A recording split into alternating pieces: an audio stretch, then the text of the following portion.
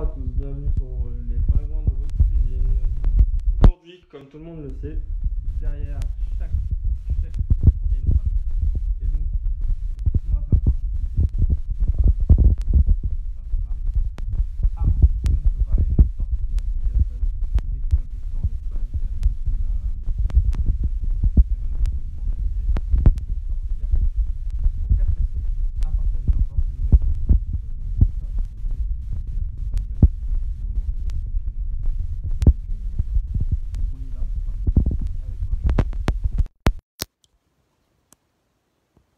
normalement, il y a le son. Hein.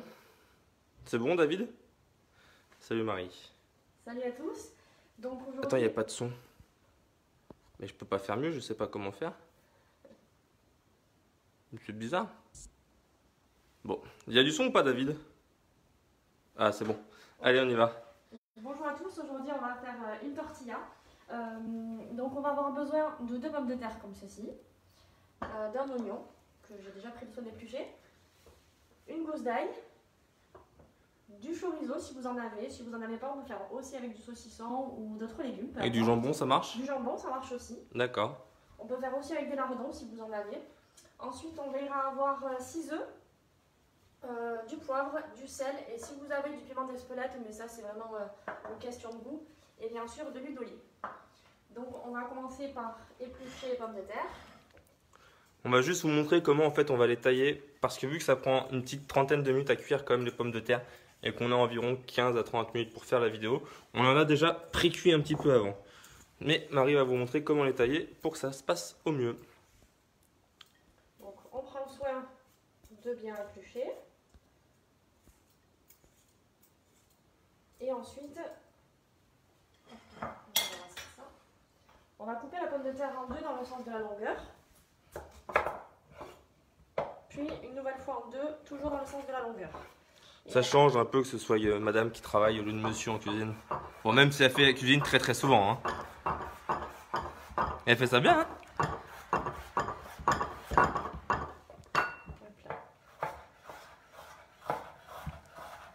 Donc vraiment couper très finement en fait, c'est ça? Oui, on les coupe de manière plutôt fine, de sorte que ça soit bien cuit. Et surtout que ça se mélange bien après à l'appareil avec les œufs. D'accord. Okay, en tout cas, si vous avez des questions, n'hésitez surtout pas. Et si vous avez des idées aussi pour les futures recettes que vous aimeriez voir, que vous aimeriez savoir, eh ben, dites-nous et puis on les fera avec grand plaisir. Bonjour à tout le monde. Donc une fois qu'on a coupé ces pommes de terre, on peut les réserver sur le côté. Et maintenant, on va s'attaquer à l'oignon. L'oignon a déjà été épluché avant, bien sûr. Donc pour l'oignon, on se prend pas trop la tête, on va le couper de manière plutôt grossière en fait. Haché en gros quoi. C'est ça? Oui, c'est ça. On va les hacher. Il y a Clément qui te dit de ne pas te couper un doigt.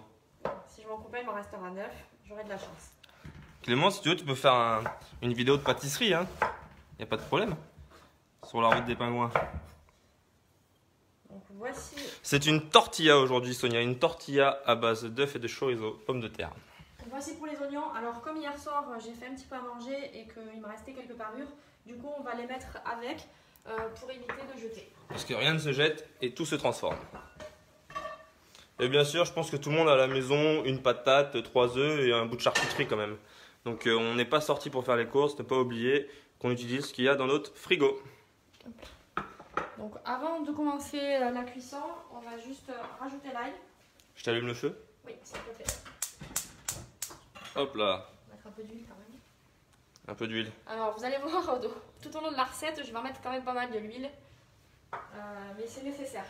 Et surtout que l'huile d'olive, ça laisse quand même pas mal de goût. L'ail aussi, tu le haches du coup? Ouais, pareil, je le coupe assez grossièrement finalement. Ça n'a pas vraiment d'importance. Le temps que tout cuise, en fait, ça va... Hop là. Hop, petit 360. Ça va venir se mélanger au reste et du coup, c'est pas très gênant. Pendant qu'on fait revenir les oignons, on va déjà commencer... J'avais peur que je n'avais pas allumé. On va déjà commencer à couper le chorizo. Donc on prend un petit morceau à peu près comme ça. Pour une tortilla pour 4, ça suffit. Ce que vous allez voir, après on va le recouper en 2. Là, il y a assez pour 4? Oui, oui. D'accord. Pas trop de chorizo, il y a plein d'huile, ça va déjà être assez gras. Après, c'est au goût de chacun. Si vous voulez en mettre plus, vous pouvez. c'est vraiment pas le souci. Ouais. Alors moi je l'épluche, mais c'est pas obligatoire. Pareil, c'est une question de goût. Moi, c'est meilleur quand même épluché, c'est plus digeste. Non? Bah, disons qu'autrefois on faisait avec des vrais boyaux, donc ça gênait pas trop, mais là c'est plus trop le cas aujourd'hui, donc c'est vrai que c'est moins agréable en bouche. Ouais. Du coup, on va le couper comment le chorizo? Alors là c'est pareil, on va le couper en deux sur le sens de la longueur. Bonjour à tous. On va le couper en deux dans le sens de la longueur. Tu veux que je te remue les oignons, c'est ça? Ouais, s'il te plaît. On va faire un travail d'équipe. Et ensuite on coupe des tranches pas trop épaisses. On va remuer les oignons. On remue les oignons. Oui.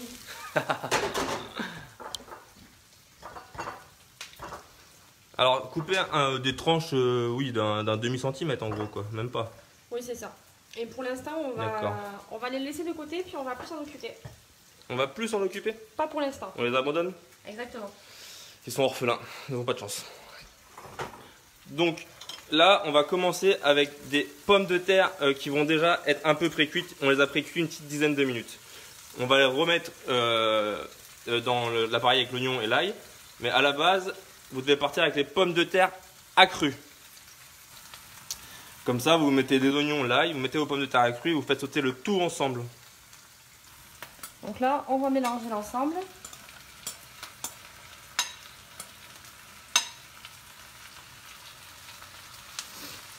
Ça, c'est vraiment gourmand, c'est du partage, c'est à boire avec l'apéro. Comme dirait Léoné, un petit cosmopolitain avec, pourquoi pas.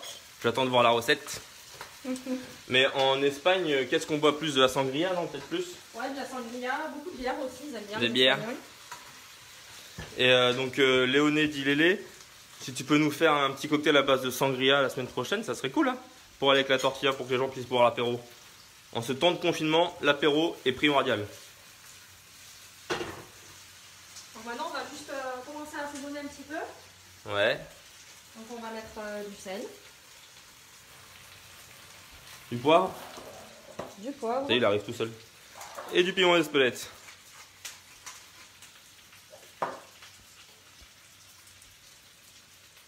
Alors on est sur la fin, vous avez vu, c'est le confinement, on en a plus, bah, on l'a gardé pour la recette et après, Terminé. poubelle.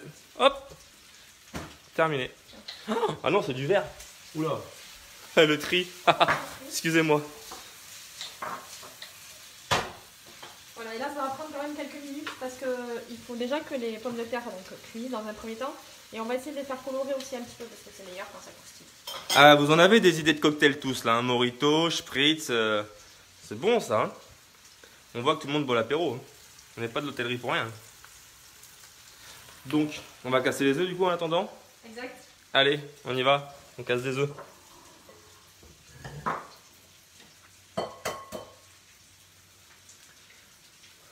Ça devrait pas être mauvais. Ça, vous faites ça pour l'apéro, dehors en terrasse, là, avec un petit barbecue dans votre jardin, vous êtes bien. Hein, vous êtes bien. Combien d'œufs du coup pour 4? Là, on va partir sur 6. Et si on est gourmand, on peut en mettre un peu plus? On peut aller jusqu'à 8 ou 9 en fonction de De la taille de la poêle. Ouais. Et du nombre d'invités évidemment. Mais si vous rajoutez des œufs, pensez à rajouter une pomme de terre. Celui-là, à peu près combien de pommes de terre pour le faire? 2 pommes de terre, un oignon. Ah, 2 bonnes pommes de terre alors. Oui. Ouais. Bah, de cette taille-là minimum. Hein. Si vous avez plus petit, bah, vous en mettez plus. Il n'y a pas de coquille, hein? Non. Je fais mon rôle de chef. Hein. Arrête. Et non, il n'y a pas de chef. On fait juste du partage, de la générosité, de l'amour et des bonnes choses.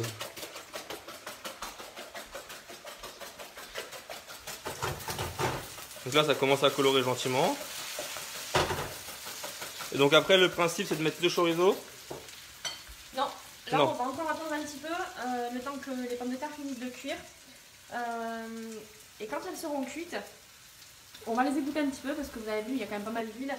On va les égoutter et ensuite on les mettra dans le mélange à base d'œufs. Et là seulement on rajoutera le chorizo parce qu'en fait, le chorizo il va avoir le temps de cuire pendant qu'on fait cuire la tortilla tout ensemble.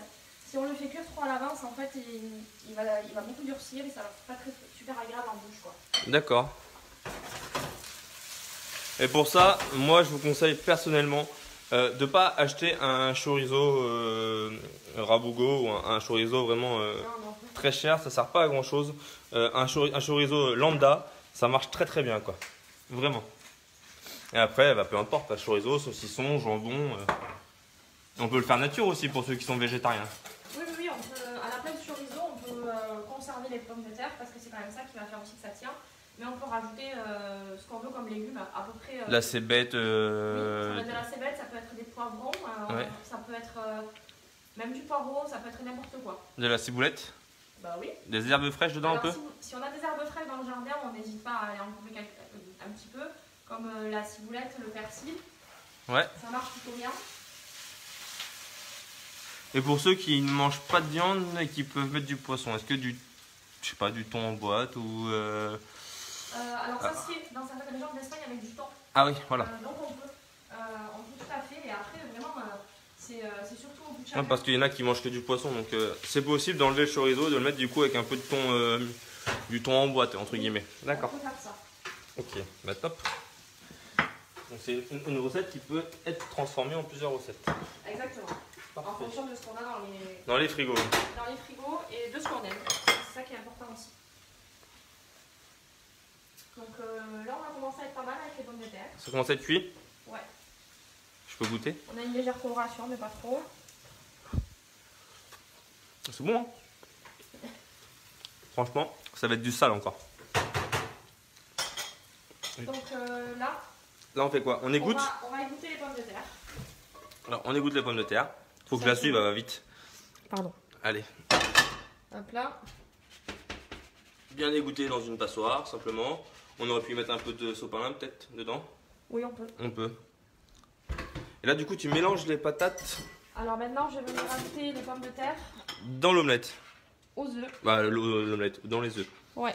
Les œufs, tu les as assaisonnés avant ou pas? Oui, bien sûr, on n'oublie pas. Chaque préparation doit être un petit peu assaisonnée, parce que sinon on prend le risque que ce soit fade. Et c'est pas ce qu'on cherche. Ok. Non, on n'aime pas quand c'est fade.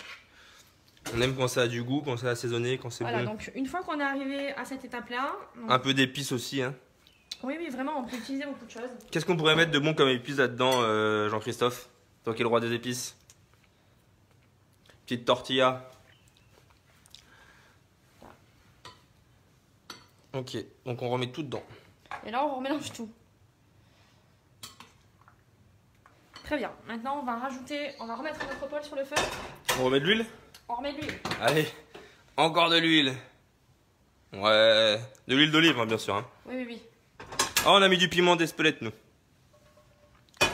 N'hésitez pas à partager la vidéo, que tout le monde puisse la voir, qu'on puisse en profiter avec tout le monde. Ouais, et puis vraiment, c'est une recette qui est simple, facile à faire en famille. Même les enfants peuvent participer. Donc ça peut être une activité quand ils ont fini les devoirs l'après-midi, juste après le goûter. On peut le faire en famille, ça. Ah oui. Ah oui. C'est tout l'intérêt. Ah oui, Christophe sommelier, curcuma, pourquoi pas, ça pourrait être bon aussi. Hein. Origan, oui. Moi je préfère de l'amour, comme dit David. Et donc là on cuit. Allez. Voilà. Alors je mélange un tout petit peu et puis là je vais rapidement arrêter. Ça sort le principe d'une omelette espagnole, quoi, une omelette plate. Oui, c'est ça. Ok. Il n'y a pas trop d'huile, demande Fanfan. Non, et alors de toute façon, vous verrez tout à l'heure pour la dernière étape, quand on le mettra dans l'assiette, on va venir mettre un petit peu de pâté absorbant pour venir enlever l'excédent d'huile en fait. Ouais. Mais par définition, c'est sûr que c'est un plat qui est tout sauf light. Hein. De toute façon, pendant le confinement, on va tous prendre un peu de poids, on le sait. Hein. Donc bon, du light, on s'en fout. Son la vie, c'est le gras. C'est flou, on voit pas bien? C'est parce qu'on bouge trop peut-être. Alors, comment je peux faire un torchon? C'est parce que mes doigts sont trop gras à cause de l'huile d'olive. Hop, excusez-moi. Je vais juste, ça va couper 2 secondes du coup. On va nettoyer l'appareil photo. Et voilà, ça devrait être mieux. Et là, pour la retourner, tu vas faire comment? Comme une omelette, tu vas la rouler? Non, du tout. En fait, c'est pour ça que j'ai sorti 2 assiettes. D'accord. Ce sont des assiettes qui sont quand même un petit peu grandes. Oui. Et l'idée, ça va être de retourner l'assiette. Et ensuite, on retournera la poêle. Ok, cool. Donc, pour cette étape-là, je vous conseille de la faire au-dessus de l'évier. Ouais. Sinon, ça arrive. Ça arrive au meilleur d'ailleurs. Ouais, bien sûr. Qui n'a pas fait tomber quelque chose un jour en plein service, hein? C'est ça.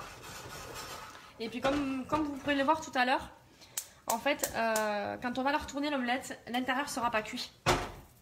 Et là, je change de feu tout simplement parce qu'en fait, comme j'ai du gaz, ici ça chauffe très fort et pour éviter qu'elle commence à trop cuire, en fait, je prends le feu le plus faible des deux. D'accord, donc à feu moyen. En tout cas, les gens te disent que ça a l'air bon. Non. Et qu'il y a des gens, ils veulent la même omelette, Nicolas Caro. Donc Marie te donnera un cours Ouais. de la tortilla. Oui, avec plaisir. Contre échange de financier, sinon rien. Encore. Encore un peu, non? Non? Qu'est-ce que t'en penses? Ouais, encore un petit peu, puis après ça va aller, je pense. Ça va être gourmand, ça. Hein, ça va être très, très, très gourmand. Donc j'invite tous les chefs, David, Julien et Nicolas Caro, à faire participer leurs femmes au confinement des chefs en cuisine pour montrer que derrière chaque chef, il y a une femme et que c'est important pour nous. On y va? On retourne? On y va. Oula. Donc on pose Allez. l'assiette et ensuite on va le retourner d'un mouvement rapide. Hop là. On est pas mal. On est pas mal. Du tout. Doucement. Alors, On remet un peu d'huile. on remet encore un peu d'huile, Il y en a messieurs. pas assez. Alexandre Hardy te dit que ça donne envie de fou. Ah, écoute, on l'attend avec plaisir quand le confinement sera levé. Et là, donc, on va tout simplement la faire basculer pour pouvoir cuire l'autre côté. Il y a Anaïs qui te dit plus qu'à préparer ça pour le personnel. Oui, bien sûr, Anaïs. Maintenant que tu as vu la recette, tu pourras d'ailleurs nous la faire toi-même. Allez, Hop là. on aplatit le tout. Voilà. On vient tout mettre à niveau. Et là, ça va cuire de ce côté.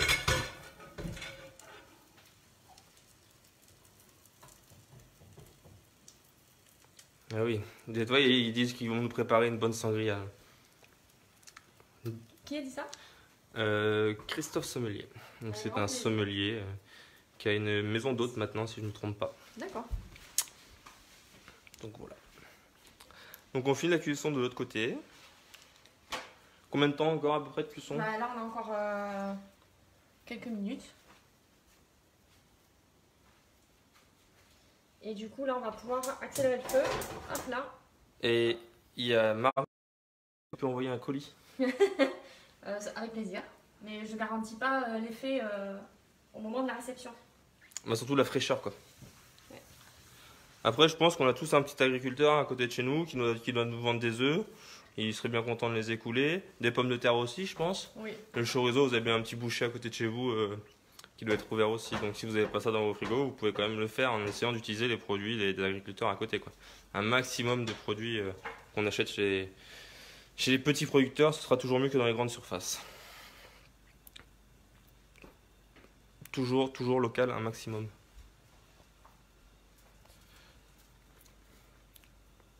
Alors, qu'est-ce que t'en dis? Ça va être pas mal. Déjà? Ouais. Ah, c'est rapide. Donc combien de temps à peu près? Pour l'ensemble ou Oui, juste pour la cuisson? pour la cuisson de l'omelette. Je dirais juste pour la cuisson de la tortilla, ça dépend du nombre d'œufs que vous avez, mais en fait, ça peut aller de 7 à 10 minutes à peu près. 7 à 10 minutes? D'accord. Bon, ça va, c'est pas... On peut faire ça à 6h30 pour boire l'apéro avant... Oui. Parfait. D'accord. On nous demande d'où on est. On est au Château de Sable, à Port-Spoderne, dans le Finistère. Et donc, on va recommencer l'opération. On recommence.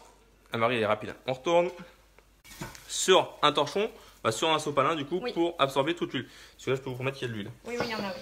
Regardez, c'est gras.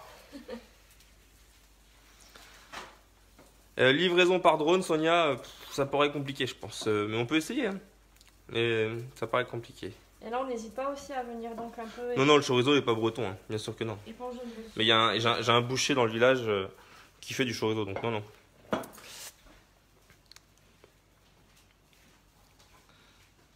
Donc voilà, la tortilla est prête.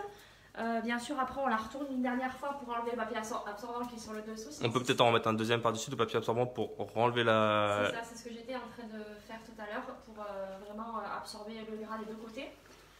Et ensuite, ou bien vous pouvez la manger tout de suite ou la laisser refroidir. Pour l'heure de l'apéro, il n'y a pas de souci, ça se mange aussi bien froid que chaud. D'accord. Et aujourd'hui, on a une petite pensée pour notre collègue Maëlle qui est aussi confinée chez elle. Mel Quinquis, notre responsable commercial. Donc nous, on n'a pas de de gâteau d'anniversaire, mais on a une tortilla d'anniversaire. Donc joyeux anniversaire, Maëlle. Voilà.